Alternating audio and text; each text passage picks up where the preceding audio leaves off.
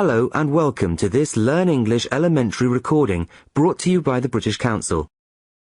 To find out more and to access language activities and audio scripts, visit our Learn English website at www.britishcouncil.org/learnenglish.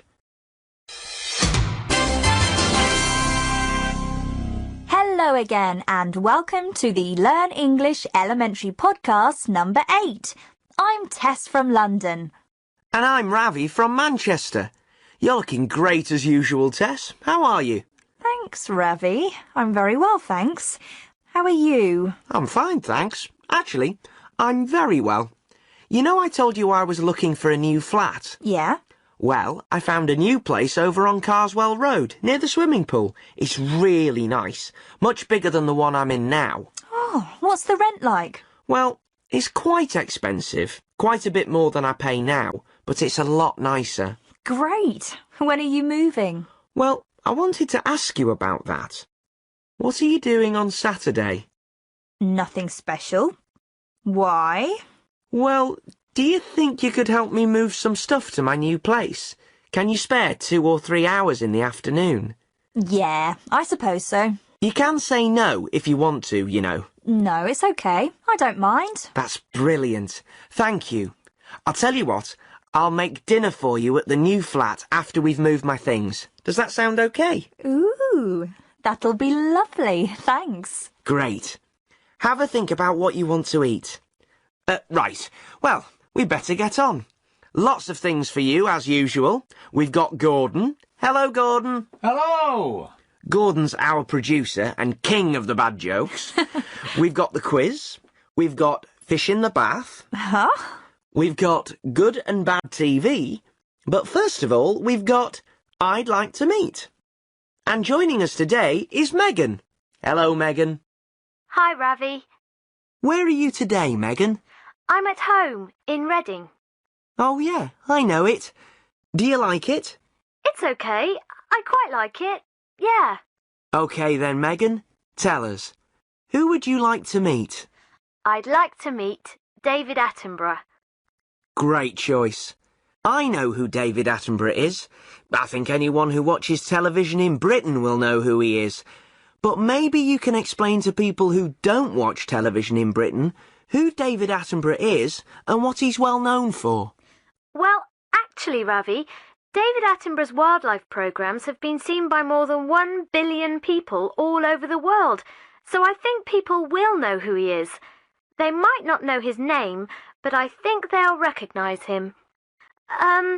He's a TV presenter, and he makes programmes about nature and wildlife and the natural world, and they are just fantastic.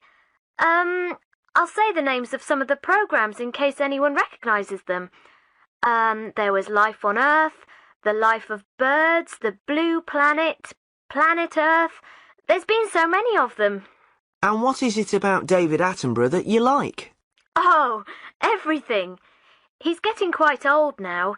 He's over 80 now, but he looks great. He's got really white hair, and I love his voice. He just sounds so interested in the animals that he's talking about. And sometimes he gets really close to them and he's almost whispering, but you can just see how interested and excited he is. I think the programmes are brilliant. But the other thing is that the programmes are always about the animals, not about him. You know, some presenters just talk about themselves all the time. I think his programmes are the best things on TV. So, you like animals then, Megan? I love them. I want to be a vet. And what would you say to David Attenborough if you met him? Well, I'd like to say thank you, I think, for his programmes, and tell him that I think they've been really important in telling people about climate change and global warming and the real things that are happening to animals because of what people do. I think his programmes have made a lot of people realise the problems animals have to face. And I'd like to ask him what he thinks will happen in the future. You know, if it's too late to save the planet kind of thing. You know, I think I'd really like to meet David Attenborough as well. I really love those programmes. Do you know what he said about TV advertisements, Megan? No. He said he will never do an advertisement on TV. He says if people know you will take money to say you like something, then they can't trust you anymore or believe what you say. Yeah, you really do trust him when you listen to him. Well, thanks, Megan. That was great. And remember that we're always happy to hear from you. So if you'd like to tell us about a TV presenter in your country, you can send it to us at learnenglishpodcast@britishcouncil.org. That's Learn English, all one word, at British Council, all one word, .org. That's O-R-G. OK now, it's time for our quiz as usual. Our players this time are Amy. Hi, Amy. Hello. And Brandon. Hello, Brandon. Hi, Tess. Let's start with you, Amy. Where are you calling from? From Leeds. I'm from Yorkshire. And what do you do? I'm studying to be a nurse. I've just started. Oh, are you enjoying it? Yeah, it's great so far. OK, great. Now, how about you, Brandon? Where are you calling from? I'm in Penzance, in Cornwall. Wow, the very tip of the country. I used to go to Cornwall on holiday when I was a kid. We still get loads of holiday makers every year. Well, it's such a beautiful area. Anyway, we've got a new quiz for you this time, a numbers quiz. How are you with numbers, Amy? Well, I'll do my best. OK, here's what you have to do. You're going to work together to answer some riddles. I'll give you an example. There are 7 D in a W. Can you tell me what the D and the W stand for? Is it 7 days in a week? OK, so you get the idea. Now, either of you can answer, and if together you can get 5 correct answers, you both win a prize. OK, you two? OK. Yes. So, here's the first one. There are 12 M in a Y. 12 months in a year? Well done! 1 out of 1. Next one. 24 H in a D. 24 hours in a day. That's it! 2 out of 2. 3 more to get. Next one. 60 S in an M. It's 60 seconds in a minute, isn't it? It is! 2 more to get. Normally, there are 30 or 31 D in an M. Days in a month? Right! 4 out of 4. 1 more to get. 60 M in an H. 60 minutes in an hour. Yes! Well done, you two. 5 out of 5. OK, you've both won a book token, and we'll be sending them to you very soon. Thanks for playing, and well done. Ravi, I've got one for you. 11P in an FT. Easy. 11 players in a football team. Ah! Good game, though. Remember, if you're listening, that you can send your ideas for games we can play to learnenglishpodcast@britishcouncil.org. OK, time now for Our Person In. At the start of the podcast, I promised you fish in the bath. And here they come. Bill Stedman is our man in Prague.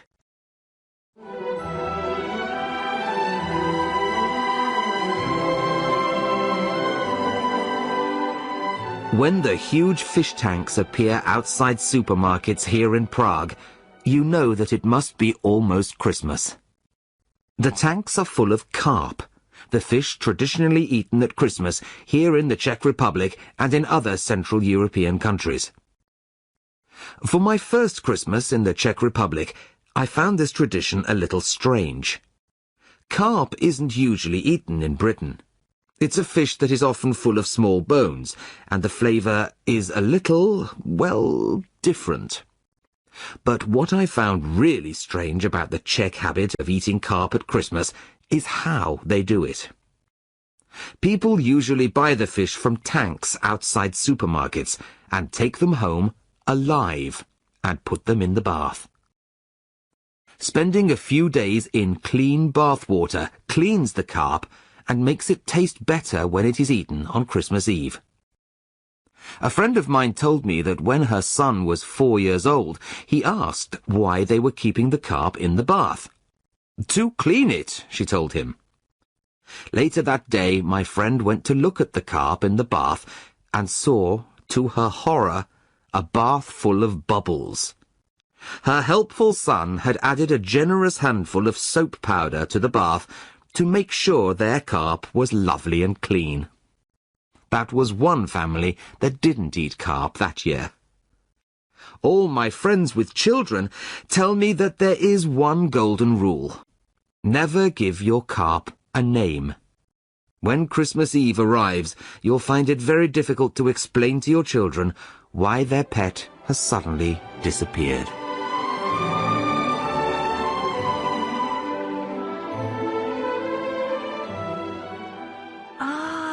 So the poor children think they've got a fish as a pet, and then it disappears, and they have to eat it for Christmas.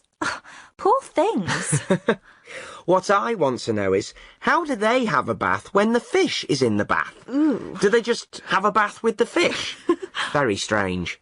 But anyway, if any of you has something interesting to tell us about what you eat at festivals in your country, then write and let us know. The address is learnenglishpodcast@britishcouncil.org. Now let's move on to Your Turn, the part of our podcast when we find out what you think.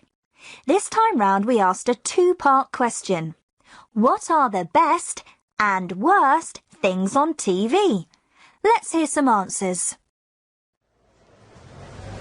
Best thing, sport. I know people complain about it, but it's all I watch, really. Worst thing, reality TV shows. Definitely.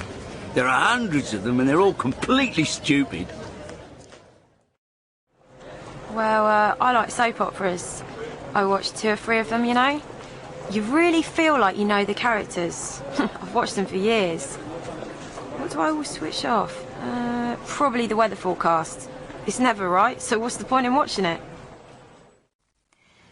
I can't really go to the cinema very often now I've got children, so I like to watch films on TV. I don't have the most recent films, but, you know, it's okay. That's what I watch mostly. I can't stand all the sport on TV, though. It never ends. What do I like? Have you seen Silver Fox? I love action programs like that, you know, exciting things. It's better than the news and the political programs and that. Boring. How about you, Ravi? What would you say? Sport, I'm afraid. That's pretty much all I watch on TV. I watch DVDs most of the time. Let us know what you think. What are the best and worst things on TV? Send your answers to learnenglishpodcast@britishcouncil.org. OK, it's time now to catch up with Carolina. Carolina, you'll remember, is from Venezuela, and she's come to England to live, study and have fun. She wasn't having much fun last time because she had a really bad cold, but she's feeling better now, and she's going out to the pub with some friends. The woman comes up and she says, "Your dog is Carolina, hi, we're over here." And the man says, Oh, hi. "I know. I couldn't see you. It's amazing. He hated the book." Come and sit down. There's a space next to Henry. Oh, excuse me, sorry. Hello, Henry. Hi. And this is Helen, and Nigel, and Gemma, and Jake. Hi. Hello, everybody. Right, it's my round. Round? I don't understand. Haven't you ever been to a pub before? No, it's the first time. We take it in turns to buy a round. That's what you do in a pub. Everyone buys a round. But is a round a drink? No, One person buys a drink for everyone at the table. That's called a round.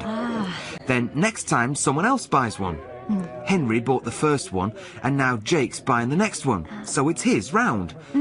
But you don't have to, not if you don't want to. If you don't want a drink or something. Oh, no, that's okay.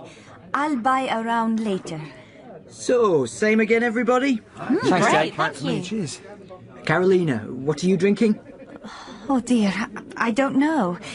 What is everyone else having? I'm having Newcastle Brown. It's a really good beer. From Newcastle, of course. Oh, it doesn't look like the beer I know. It's very dark. No, probably not. You probably drink lager. That's the pale beer. You know, the light-coloured one. We call it lager. Would you like one? No, I don't think so. I'll have a fruit juice.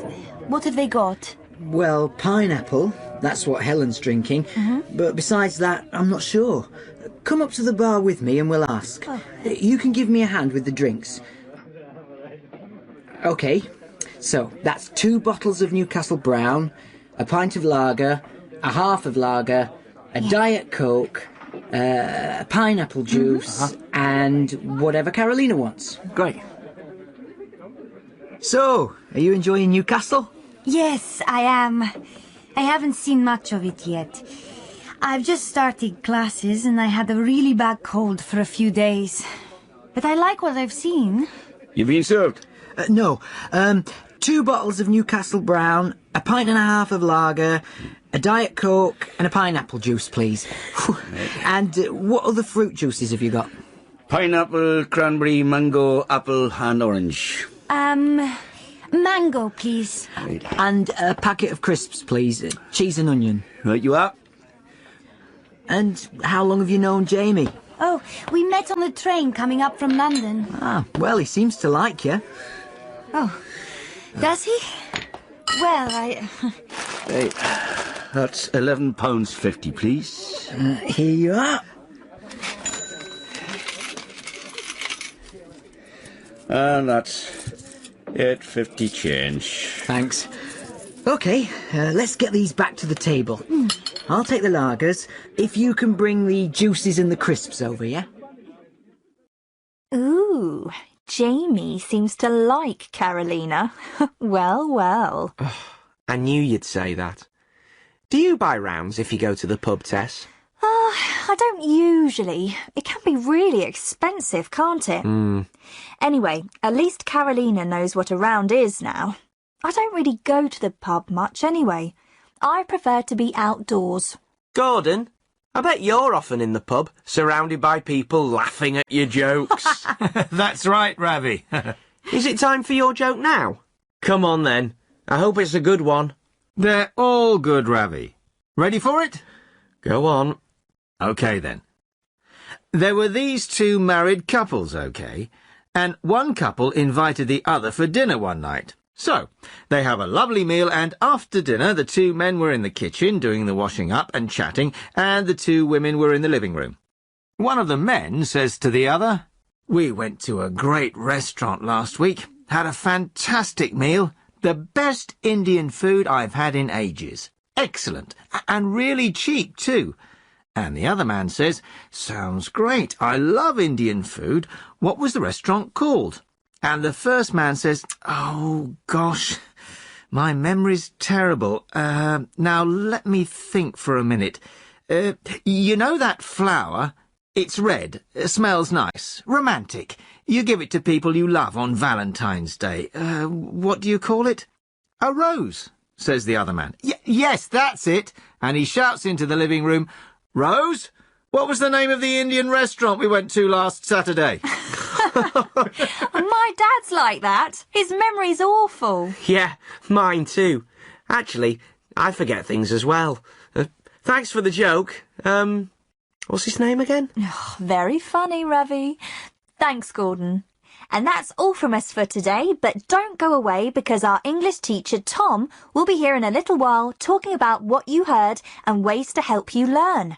So, it's goodbye from me and Ravi. Bye. But don't go away and keep sending your emails to learnenglishpodcast@britishcouncil.org.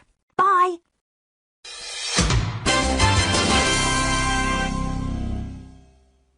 You are listening to a Learn English elementary recording from the British Council.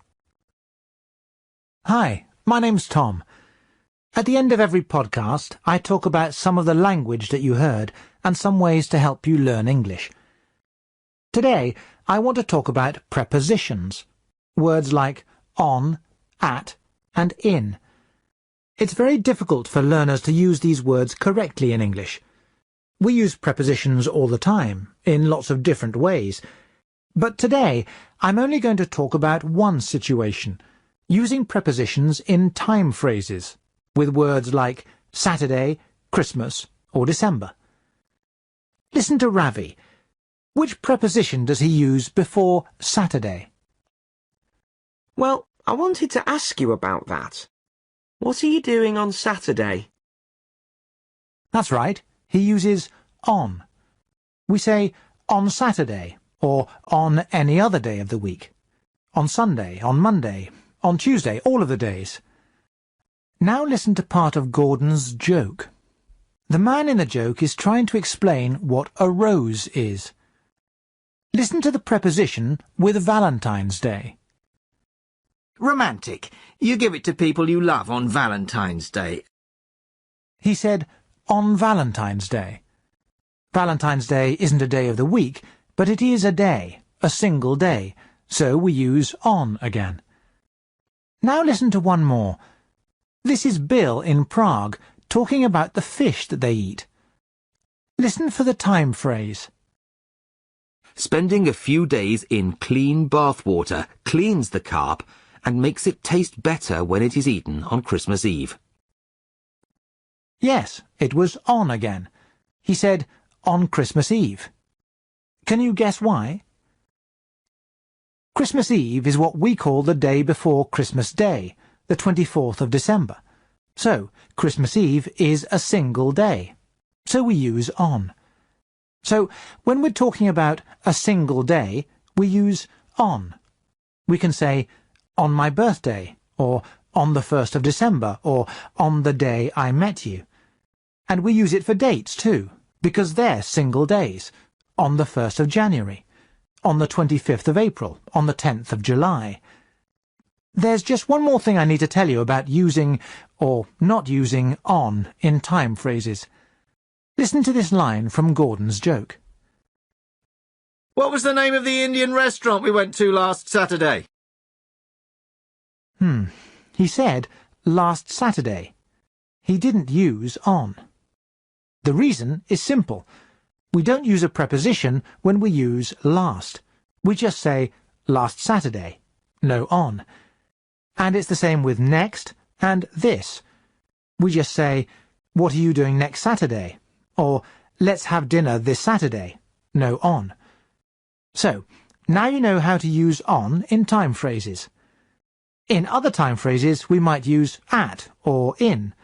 For example, we say at the weekend or at Christmas, and we say in December or in the afternoon. It's quite difficult to remember them all. But if you can remember that we use on for single days, it will make life a lot easier for you. People often make mistakes with prepositions because they aren't thinking in English. They think in their own language and then translate the words into English. And that's when they make mistakes. And not only with prepositions, with lots of different things. When you're writing, you have time to think. You can look at grammar books or your notebook for help. But speaking is different. You often don't have time to think. If you want to speak English well, you have to start trying to think in English. You can do this with practice. Look at things that you see around you, at home or in the street, and say the words in English. You can say them out loud if you're alone. If not, just think them. Then start trying to say or think sentences. I'm going to the kitchen now. I'm going to make my lunch. Talk to yourself about what you're doing in English, out loud or in your head. Try to do this for a short time at first, then you can increase the time. Try to do it for an hour every day. It will soon get easier, and your brain will learn to think in English. Try it. I'm sure you'll notice the difference after a while. And now for something different.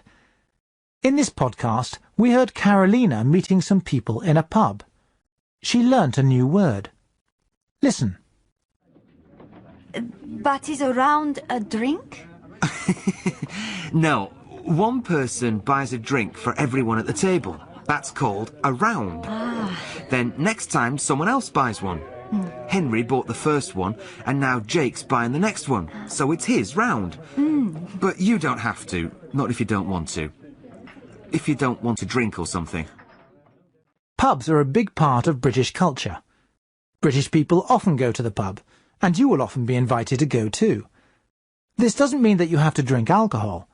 You can drink lots of different things in a pub, and you can do a lot of different things too. You can have a meal, for example. A lot of pubs serve very good food, at lunchtime or in the evening, and it's usually cheaper than eating in a restaurant. A lot of pubs have live music, or maybe karaoke evenings. Another popular thing is a pub quiz. Teams of people try to answer questions to win a prize. That's a good way to practice your English. So, it's good to know some phrases in English that you need to use in a pub. In this podcast, Carolina learnt what to buy around means. Now listen to Jake. Can you understand all of the drinks that he's going to buy?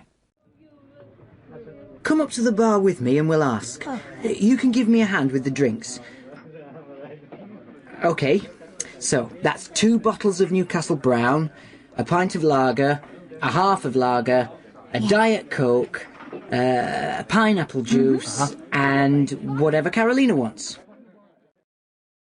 The word pint is probably new for you.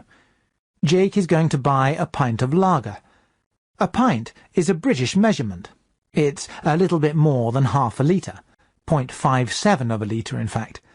We use it informally to mean a pint of beer. And a half means half a pint of beer, so that's more or less a quarter of a litre. Now, one more useful phrase. Listen. So, same again, everybody? Great, thank you. Cheers. You'll hear same again a lot in the pub, especially when people are buying rounds. It means another of the same drink that you had before. If someone says, "What would you like to drink?" you can say, "Same again, please." Now, just before I go, I noticed a useful phrase that you can try and use this week. It's a phrase that means "I'm sure." Listen and see if you can hear it. Gordon, I bet you're often in the pub, surrounded by people laughing at your jokes. That's right, Ravi. The phrase is, I bet. We use it informally and it means, I'm sure. For example, we can say, I bet it's going to rain tomorrow. Or, I bet Anna forgot her homework again. Try and use I bet in your conversations in English. OK, that's all from me today. I'll talk to you all again on the next podcast. Remember, you can send your questions to me at learnenglishpodcast@britishcouncil.org. I'll be happy to answer your questions.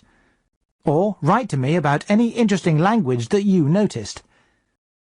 In a moment, you'll hear the address for the website where you can read everything you've heard in this podcast. So, bye for now. See you next time. This recording was brought to you by the British Council. To find out more and to access language activities and audio scripts, visit our Learn English website at www.britishcouncil.org/learnenglish. Hello, and welcome to this Learn English elementary recording brought to you by the British Council. To find out more and to access language activities and audio scripts, visit our Learn English website at www.britishcouncil.org/learn-english. Hello, hello, and welcome to the Learn English Elementary Podcast number 7. I'm Ravi from Manchester. And I'm Tess from London. As usual, we've got lots of interesting stuff for you to listen to. We've got the quiz, we've got Carolina, and we've got our producer Gordon as usual. Hello, Gordon. Hi, Tess. Hi, Ravi. Hiya. Oh, have you had your hair cut, Ravi? I have, yeah. Do you like it? Yeah, I do. It's nice. It's quite short for you, shorter than usual. Are you changing your image? No, not really. I just fancied a change, you know. And I've got a big family party this weekend, so I thought I'd get my hair cut for that. You want to look smart. Fair enough. What's the party? It's my dad's 50th birthday. My mum's organised a surprise party for him. Oh, brilliant. What a nice idea. Your mum and dad live in Brighton now, don't they? Yes. They moved down there a couple of years ago. My big sister's still in Manchester, though. How many brothers and sisters have you got again? I can never remember. I've got one older sister and two younger brothers. Hang on a sec.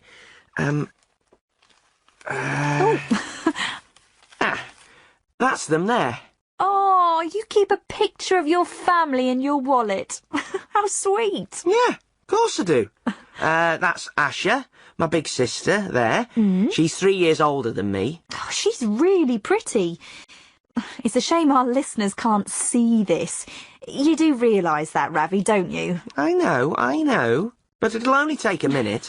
That one's Deepak. He's at university in Bristol. And that's Vikram. He's still at school. Hey, your brothers are both really good looking. What happened to you? I knew you were going to say that. Only joking, Ravi. Anyway, we'd better move on. We've got a lot to get through. Right, so let's start with I'd like to meet. OK, in this part of the podcast, we ask people a simple question. Which famous person, dead or alive, would you like to meet? And we ask them to explain why. So let's say hello to this week's guest, Mohammed from Manchester. Oh. Hi, Mohammed. Welcome to I'd Like to Meet. Hi, Tess and Ravi. Hi, Mohammed. So, you're a Manchester boy like me. Good football team, eh? Which one? Which one? No. Don't tell me you're a Manchester City supporter. No! I'm afraid so. Sorry, Ravi. Ravi can't speak, so I'll continue. What do you do, Mohammed? I'm at college at the moment, but when I finish, I want to join the police. You want to be a policeman? What made you decide to do that? My uncle's a policeman. I don't know, really. It's just something I've always wanted to do. Oh, OK. Now, who are you going to talk about today, Mohammed? Who's the person that you'd like to meet if you had the chance? I want to talk about Mohammed Yunus. OK, off you go. Well, he's from Bangladesh. From Chittagong, actually. That's where my dad's family came from. We've still got relations living there. And I think everyone knows his name now, since he won the Nobel Peace Prize in 2006. Well, he won it with his bank. A bank won the Nobel Peace Prize? Yes, the Grameen Bank. Microcredit? Well, yeah, it sounds familiar. It's a bank for poor people. Perhaps you'd better explain how it works, Mohammed. Well, it all started when Dr. Yunus, he's a professor of economics. He visited a village outside Chittagong and he talked to a very poor woman, and he realised that she only needed a small amount of money, just a couple of dollars, and then she could buy materials to make things and sell them and earn money. She couldn't borrow money from the bank because they didn't believe that she would pay it back. He found more people in the same situation, I think it was 42 people in the village, and all of them together only needed $27. That's all they needed to be able to start making money for themselves. So he lent them the money, and they all paid it back to him later. Then he went to other villages and did the same thing. So he started his own bank, the Grameen Bank, to lend small amounts of money to poor people, but mostly women, actually. That's what microcredit means. What kinds of things do they use the money for? Well, a woman can buy a cow, and then she can sell the milk and pay to send her children to school. Or she could buy a mobile phone. The villages don't have telephones, and then people can pay to use her phone. They aren't expensive things. It just means that poor people can start to earn money. And now the Grameen Bank lends millions and millions of dollars to people. And they all pay it back? Most of them, yes. Something like 99%. Wow. And now countries like the United States and Britain are using the idea too. It's all over the world. So, well, I think he's brilliant. A real hero. That's what I'd like to say to him. Well, thank you, Mohammed. That was really interesting. Well, thanks. There's an old joke, isn't there? Something about a bank will only lend you money if you can prove that you don't need it. Well, yes, it's true, isn't it? I never really thought about it before. No, nor me. OK, let's move on now to quiz time. A little game to make you think. Let's see who we've got on the phone today. Hello? Hi, Ravi. Niall? Hello, Niall. Where are you calling from? From Belfast. Ah, Northern Ireland. Lovely. And what do you do, Niall? Well, I work in a shop, but I'm going to university soon. OK. What are you going to study? Spanish. Ah, buenos dias. Buenos dias, Ravi. Actually, that's all the Spanish I know. OK, so we've got Niall from Belfast and Nikki. Hi, Nikki. Hi, Ravi. And where are you from, Nikki? From Luton, north of London. I know it well. My uncle lives there. And what do you do, Nikki? I work in a garden centre. Very nice. Right, we're going to play something beginning with again. I'm sure you both know how to play, but I'll explain the rules. I'm going to ask the questions, and when you know the answer, you press any button on your phone. Let's hear your buzzer, Niall. And yours, Nikki? Right. I ask the questions and give you a letter.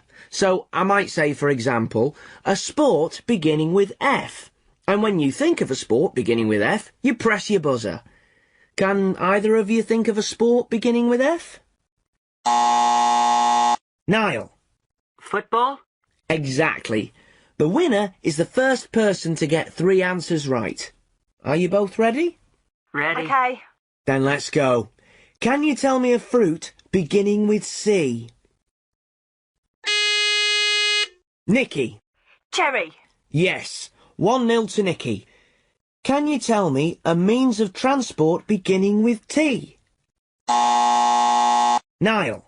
Train. Yes. 1-1. Next one. Can you tell me an animal beginning with F? Niall. Fox. Yes. 2-1 to Niall. Can you tell me an item of clothing beginning with S? Nikki. Socks. Yes. 2-2. So this one is the decider. Ready? Can you tell me a vegetable beginning with C? Niall. Cauliflower. Cauliflower, yes! So Niall is today's winner. Well done, Niall.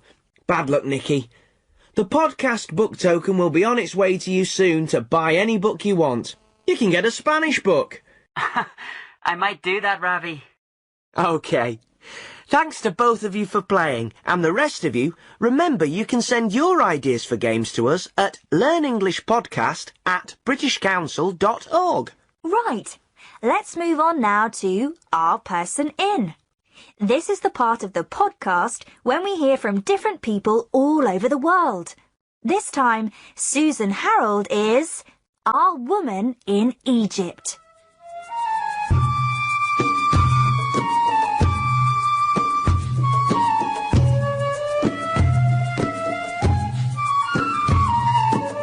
When I first arrived in Cairo, the capital of Egypt, 10 years ago, I was working as a teacher. I had lessons in different parts of the city, and I had to take a lot of taxis. The underground in Cairo doesn't cover many areas of this huge city. Black and white taxis are a familiar sight here, and it's a cheap way to travel. But I found it very difficult. The big question was, how much do I have to pay? I watched my Egyptian friends in taxis. They didn't ask the driver how much at the start of the journey. There was no meter in the car to say how much, and they didn't ask how much at the end of the journey. They just handed over the correct amount of money and walked away. But how do you know how much to pay? I would ask. A shrug of the shoulders. We just know. Gradually, over the years, I have started to understand the payment system in Cairo taxis. There are several things to think about. How far are you going? How long will you spend in the car? What time of day is it? How many people are in the car? My Egyptian friends can make all the calculations and know exactly how much to pay without a word being spoken. Unfortunately, the rules can be different for tourists. You might have to pay more if you travel to or from one of the big international hotels in the city. In fact, you might have to pay a little bit just because you're a tourist. But don't let that stop you taking taxis in Cairo. In my opinion, there's no better way to really see the life of this amazing city.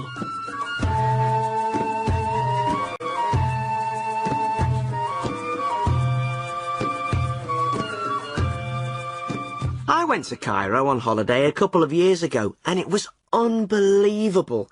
I mean, it's a fantastic city. The pyramids are just incredible and everything, but it's just so big, and the traffic, oof. Did you take a taxi? I didn't. I was too scared to cross the road most of the time. I'd love to go back, though. Well, listeners, remember that you have the chance to join in too. This time, we'd like to hear about taking a taxi in your country. You can send it to us at learnenglishpodcast@britishcouncil.org. Actually, taxi might be one of the answers in the next part of the podcast.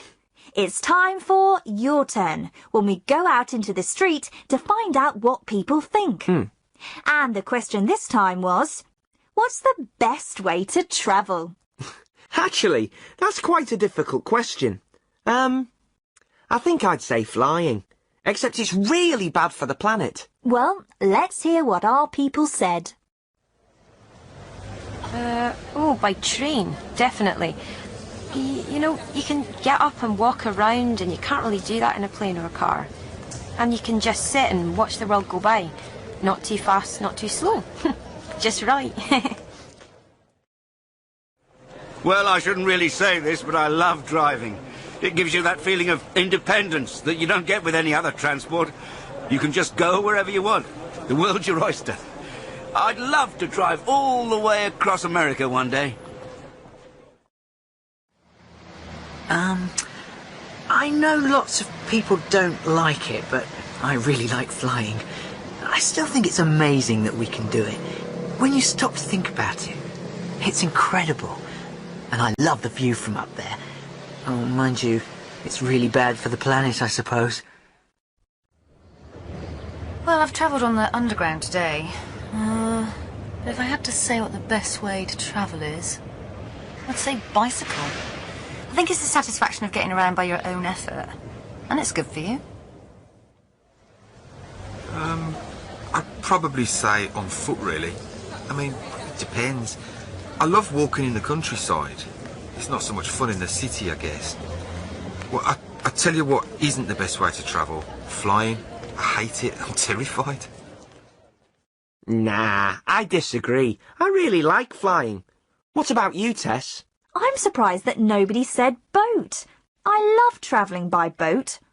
We went on a boat holiday when I was a kid. I loved it.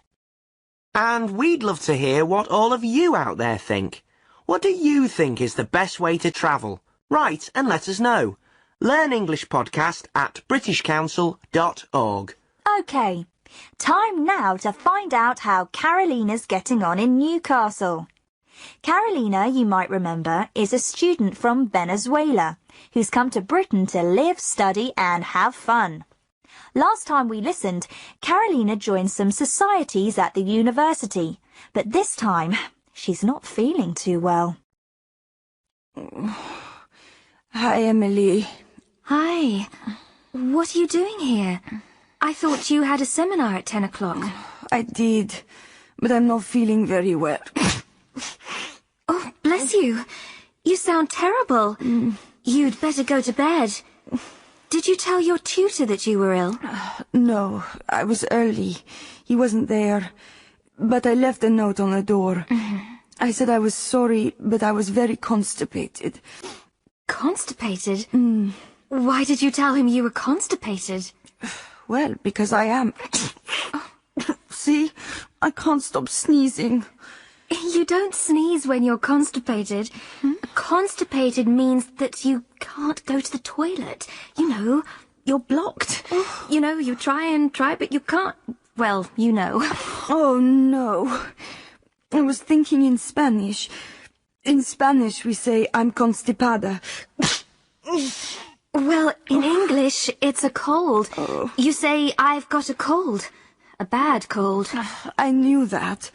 I've got a cold. Oh, what a stupid mistake. It's because I'm ill. My head feels like it's full of... I don't know... cake. Cake?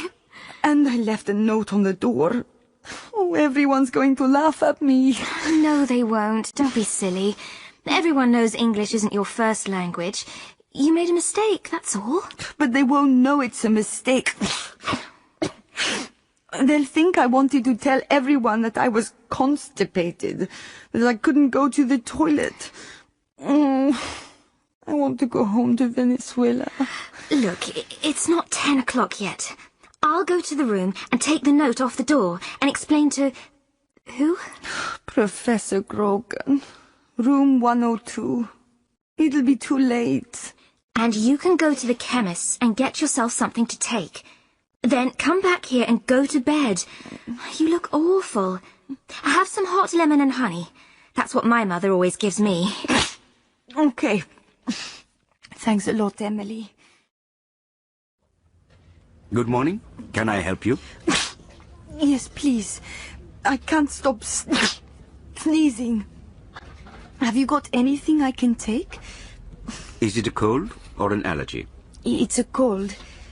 I don't have any allergies. At least I don't think so. Have you got any other symptoms? A sore throat? A headache? A cough? Yes. My throat hurts. It hurts when I eat or drink. And my head hurts too. Have you got a temperature? A temperature? What's that? I'm sorry, my English is terrible today. You know, have you got a high temperature? Do you feel hot? Is your face hot? You mean a fever? Yes. Yes, I think so. My face is hot, but my body feels cold. Okay. It sounds like a bad cold. Let's see.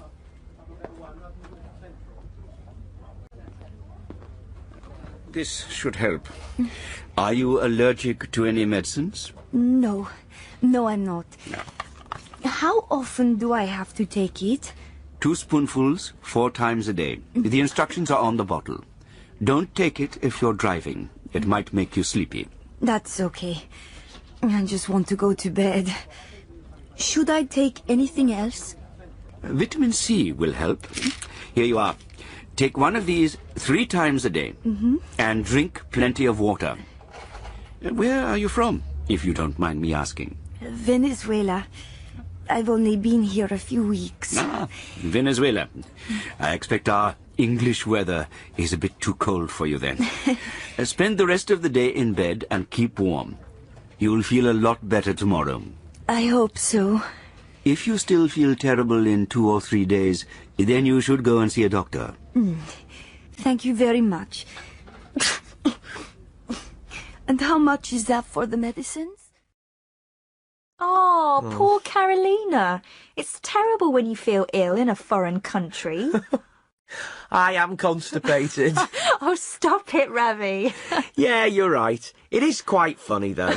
And she got some medicine, so I'm sure she's okay. Yeah. Anyway, that's almost the end of another podcast. But, as usual, before we go, we're going to hear from Gordon with another one of his amazing jokes. Gordon? Yep. What have you got for us? Another dog, Ravi. Oh. Oh. Come on then, let's hear it. Right. A dog goes to put an advert in a newspaper. In the Lonely Hearts column, you know. To find a girlfriend? Right. Anyway, the assistant at the newspaper says, that's fine, just fill in your name and address on this form, and then write your advert in the box underneath. OK, says the dog. He fills in the form, and then he stops to think for a bit, and then he writes in the box, woof, woof, woof, woof, woof, woof, woof, woof, woof. He gives the paper to the assistant, and she has a look at it and says to the dog, you know, you've got 9 woofs here. You can have an extra one for no extra charge. It's 10 words for £5. Why don't you add another woof? The dog looks really confused. Another woof? That wouldn't make any sense at all. I quite like that one. Your dog jokes are the best ones, Gordon. You should concentrate on them. What do you think, Tess? Quite funny. But don't look for work as a comedian just yet, Gordon. Anyway, that's everything from us for this time. After this little break, you'll hear from Tom, our English teacher, who'll talk about the language you heard and give you ideas to help you learn. So we'll say goodbye, but don't go away. And remember to keep your emails coming to us at learnenglishpodcast@britishcouncil.org. Bye!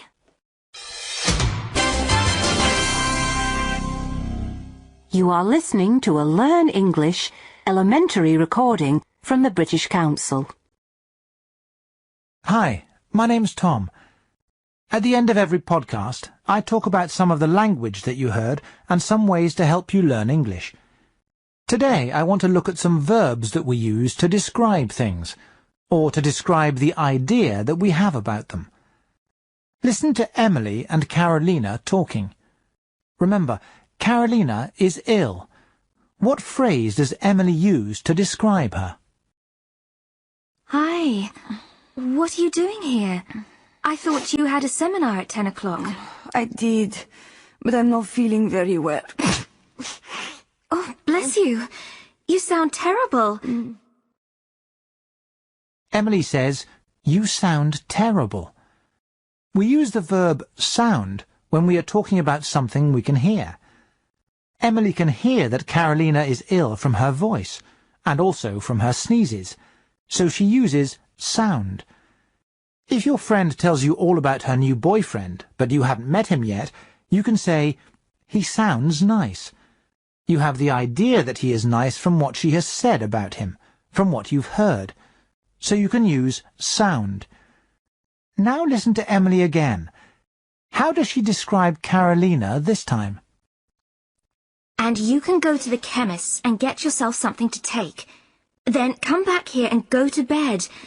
You look awful. Have some hot lemon and honey. That's what my mother always gives me.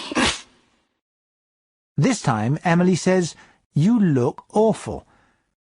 This time she can see that Carolina is ill.